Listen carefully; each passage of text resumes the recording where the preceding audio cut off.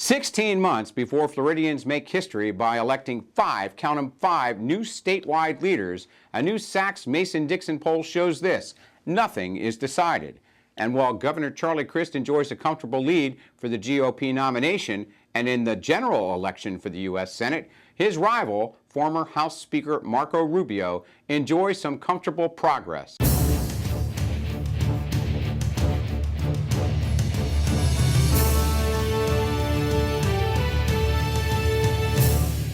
We'll talk about the 2010 political sweepstakes in Florida with our guest, the brilliant political strategist Sally Bradshaw, a Republican, and the equally brilliant Screven Watson, the Democrat.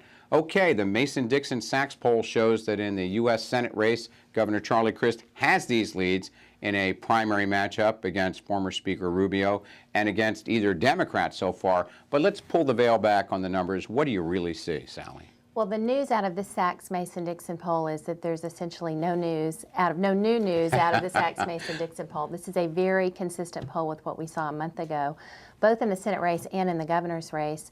In the Senate race, Governor Crist enjoys a commanding lead still over either potential Democrat opponent and over Marco Rubio, his primary opponent.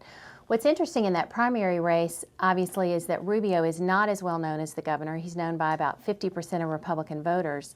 And when you tested Crist and Rubio among Republican voters, they are in a dead heat. So it's going to be interesting to see how that plays out. So does the governor have trouble here, Screven?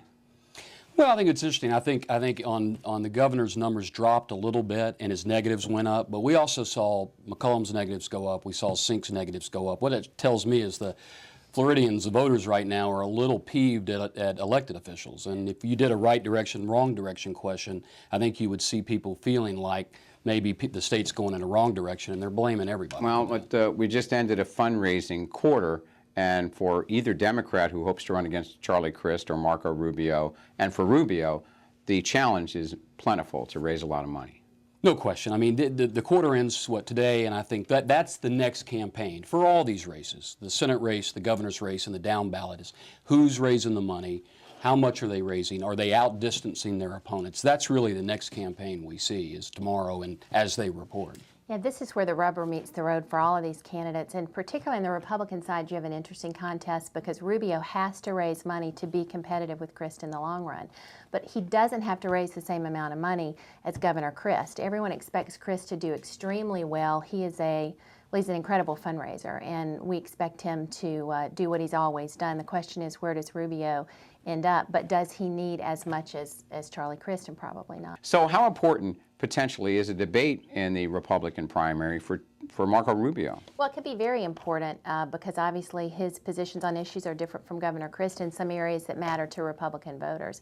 But ultimately, it is a long shot for Rubio. I mean, this is a very difficult contest for him, and given the end of the fundraising quarter, we'll be able to judge a little bit better how competitive he's going to be. My guess is, by the way, Crist doesn't let Rubio within 10 miles of him on the debate trail. I mean, I don't think you're going to see a lot of debates. There'll be a lot of pressure near the primary election itself. Let's go to the governor's race, where it's an open seat for the first time in a long time, an incumbent walking away from the job, and the polls seem to be holding constant here. Bill McCollum with a lead outside the margin of error over CFO Sink. How do you see it?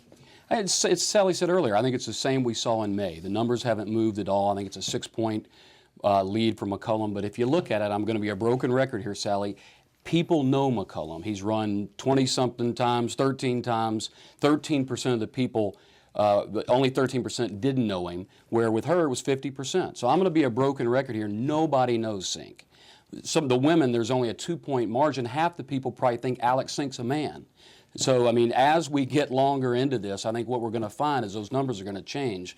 But right now, people are reacting to the name Bill McCollum because he's a professional politician, where Sink, they just don't know as well.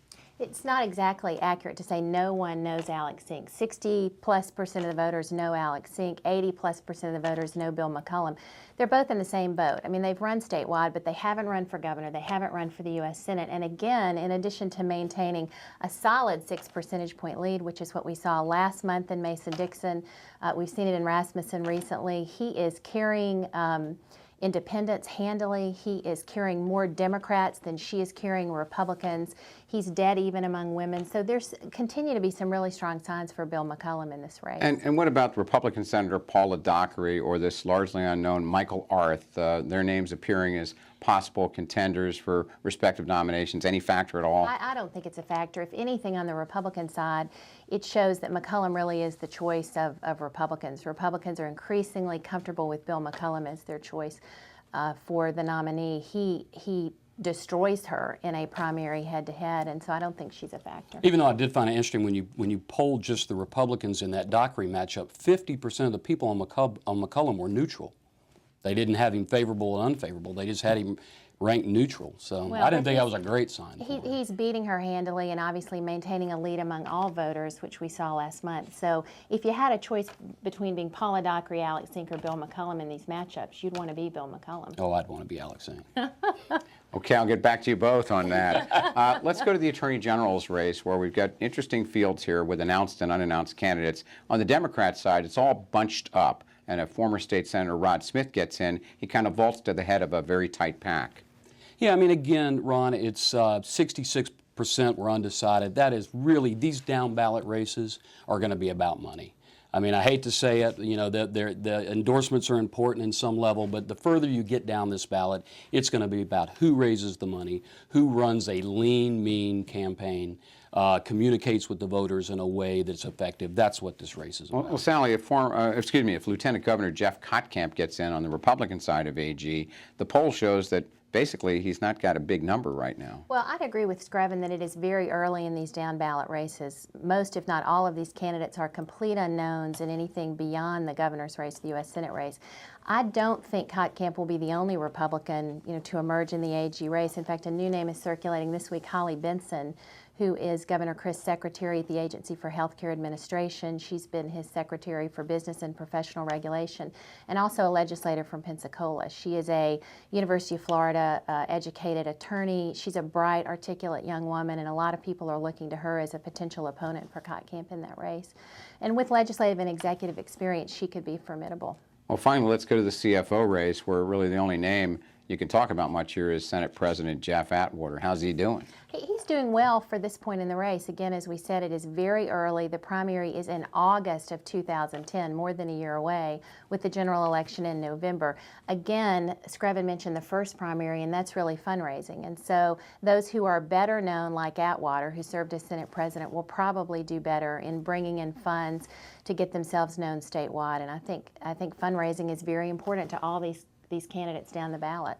Absolutely. Screven, we're seeing a lot of national interest, media-wise and in the political circles, in everything going on in Florida in these statewide races. Why is Florida so interesting to the rest of the country? Well, I mean, a lot of it, Ron, goes back to the 2000 vote, where people just look to Florida now, what's going on in that crazy state. But I mean, really, it's so important in presidential politics. It's so important in the count of the U.S. Senate, whether the Dems can get to 60, hold 60, or above 60. And of course, the Dems had some pickups here last year in the House. So it's one of those, like California and Texas, one of those bellwether states that people look to see how, if there's any shift going on, that people could read across the country. And Sally, in light of the Obama victory and winning Florida, are we going to see any kind of change in the legislative makeup next year, a majority switch from Republican to Democrat? Any chance at all? I would be surprised. I mean, certainly Florida is a competitive state for Democrats, as they proved with the Obama campaign.